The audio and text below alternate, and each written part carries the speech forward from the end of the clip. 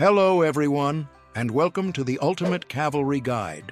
Today we're talking about which cavalry commanders you should invest your golden heads into, about cavalry pairs for 1, 2, and 3 marches, about which talents and gear to pick for them, and why I choose drums while leaving the Ring of Doom aside. And finally, what we should do with wedge and delta since a new formation is coming.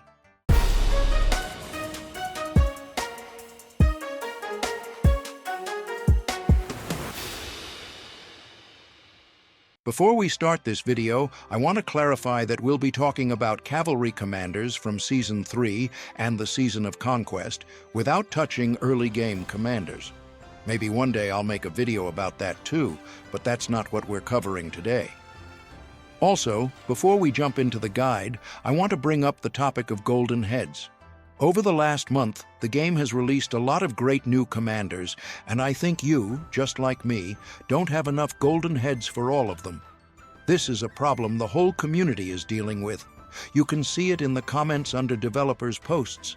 Players are demanding a swap commander event, and I'm totally on board. We really need it. Right now, the devs are still deciding whether to add it or not, and there's no official confirmation yet. But I truly believe it's going to happen, because without it, things are going to be rough. The temptation to invest in all these new commanders is just too strong. The only thing is, I wouldn't expect them to let us swap 2 commanders like they did before, but honestly, I'd be happy even with one. So here's my advice and what I'm personally doing. I'll start by saying that I already spent most of my golden heads on Achilles because he's absolutely insane and without a doubt I need him. But for you, I'd recommend being a bit more patient, because the devs announced a new infantry commander coming in January, and who knows, he might be crazy good. Plus, we might get the swap commander event, and most likely it'll happen before the new infantry guy arrives. So you'll need to choose someone, and it'll feel bad if you've already dumped your golden heads into every best option beforehand. This was just a small detour from the main topic of the video, just so you understand. You probably shouldn't be spending your golden heads right now, unless you're currently in KVK. Now, let's move on to the main topic of the video, which cavalry commanders you should choose for your marches. Let's start with the case where you only have 1 cavalry march, and here, without any alternatives, it's Arthur Achilles. Yes, this march has a downside. The march is pretty fragile, but that doesn't stop it from putting out insane numbers. If you have 2 cavalry marches, then your first march is Achilles Gong Gam Chan. If you've watched my previous videos, you already know that this 40% defense debuff from Gong Gam Chan will trigger noticeably more often and will deal more damage, because commanders with area damage as the primary are more effective. In a murder ball, we trigger the primary commander's active skill more frequently. The second march is Arthur Philip, and I'm sure many of you are wondering, why isn't Huo here? I've already mentioned before that the developers have announced new formations for skill damage, smite damage, and combo attack damage. Unfortunately, we still don't know the details of these new formations, but we can say with full confidence that the wedge formation for cavalry has completely outlived its purpose and is outdated.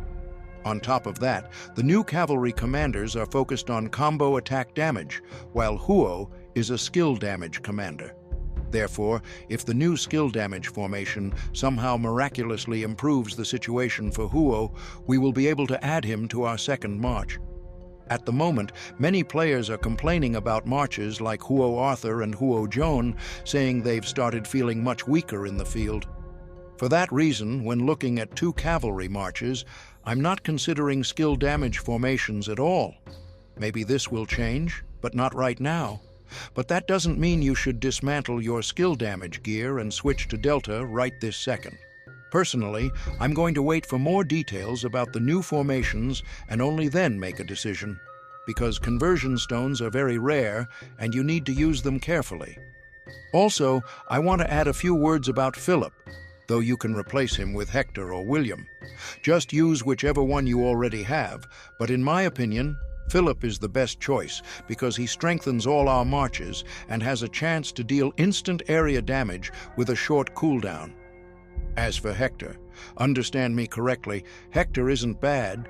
He's very versatile and works for a lot of people, but taking him just for the cavalry isn't worth it because he doesn't really do anything special. And if I have to choose between Hector and Philip, I'd pick Philip. I'd only pick William if you already have him. He's not the worst choice, though he is a very old commander. And lastly, if you have 3 cavalry marches, the first march is still Achilles' Gong Gam Chan, the second is Arthur Philip, and the third is Huo Joan. But I have to disappoint you a little right away. Don't expect much from Huo Joan. This march is very outdated. Now let's talk about the best gear for cavalry. And this part is really simple. Just pick this set and you won't go wrong. The only thing I'll comment on is accessories, because the horn and the ring aren't the only option.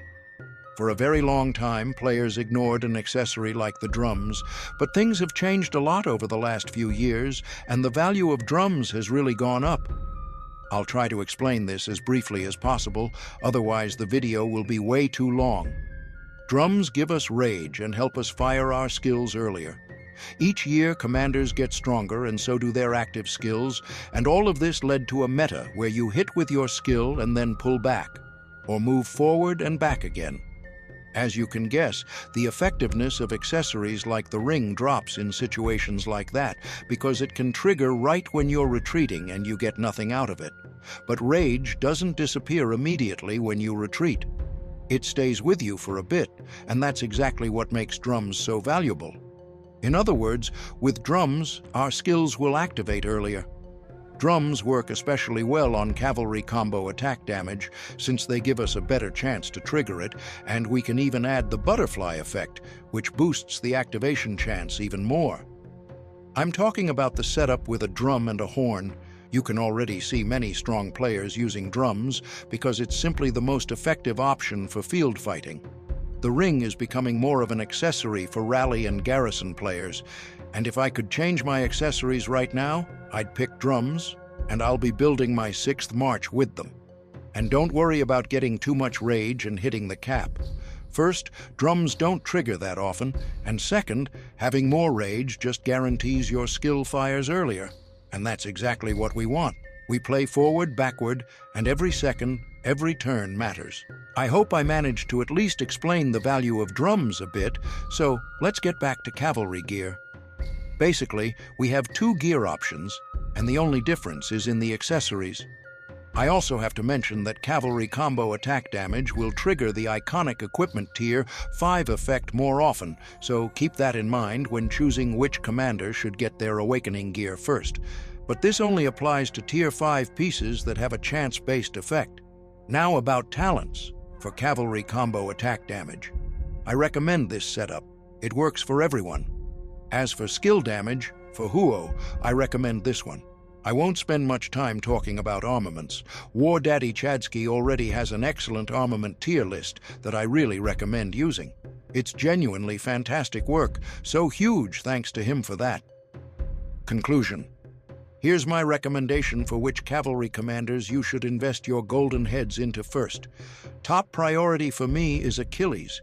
He's an amazing commander with circular area damage. Next is Arthur, since he has a chance to do instant damage, and we love that.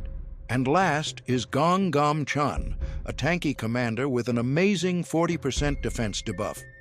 Let me remind you, if you're not in KVK right now, it's better to wait on upgrading these commanders until late December when we'll get more info from the devs.